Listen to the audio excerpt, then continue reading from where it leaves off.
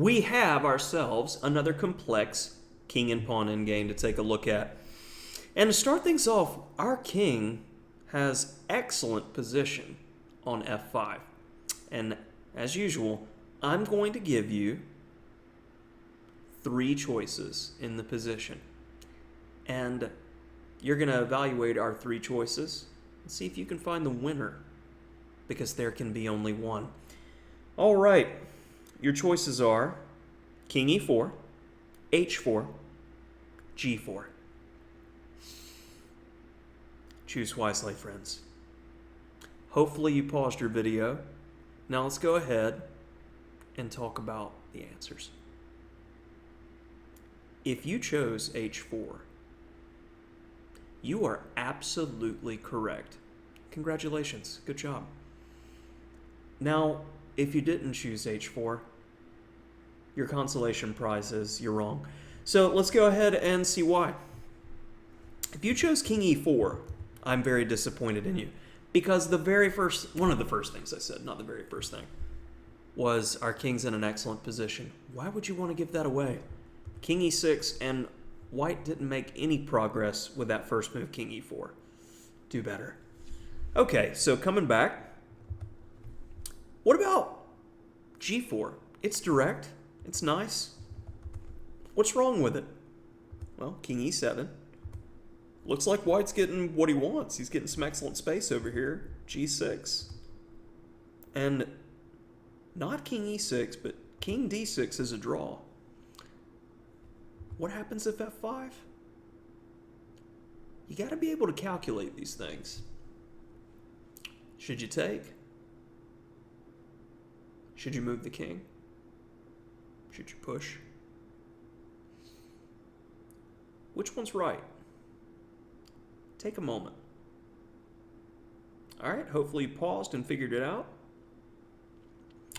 Best way to go is actually to push. Our king's in an excellent position that even though white is getting a pass pawn, we can keep white's king from ever helping that f pawn to get to the end of the board. So b3, oh, you had a tempo in reserve, so do we. And after king e3, opposition, and the dance begins where the kings are just going to go back and forth endlessly in the position. If white ever elects to push that pawn, we'll collect, and white very well could lose the game at that point.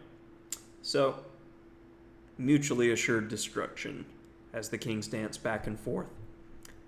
So let's see what that significant difference between g4 and h4 was. Something tells me it's a good one.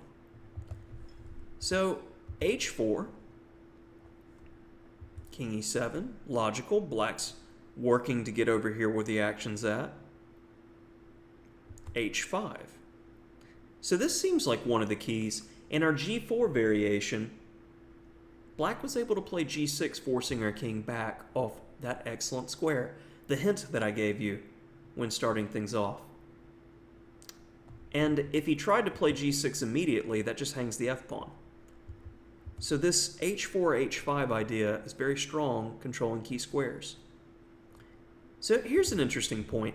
If h6 is played, we're not going to jump into g6. Actually, king e4 is going to be good enough. We have Tempe for days in reserve here. So we can get what we need, going one way or another. And if king f7, we do it again. King e4. Here's our idea. f5. King d3. And it seems like we've just given space. But it's not the king side that we were focused on so much. It's the queen side. King e5, king c4, and we're faster than you are. Much faster. That g-pawn is a beast. He's got to run down there and get it.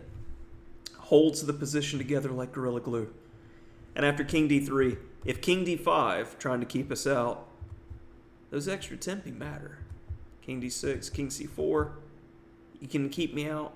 only temporarily. Only temporarily. Where every tempi mattered. We finally get our breakthrough move. And don't take the A pawn. Take the more valuable C pawn, because the A pawn is harder to defend. And king C6 is fine. Personally, I'd probably go king B5, but a win nonetheless. So, continuing the end games. Hopefully you're enjoying it.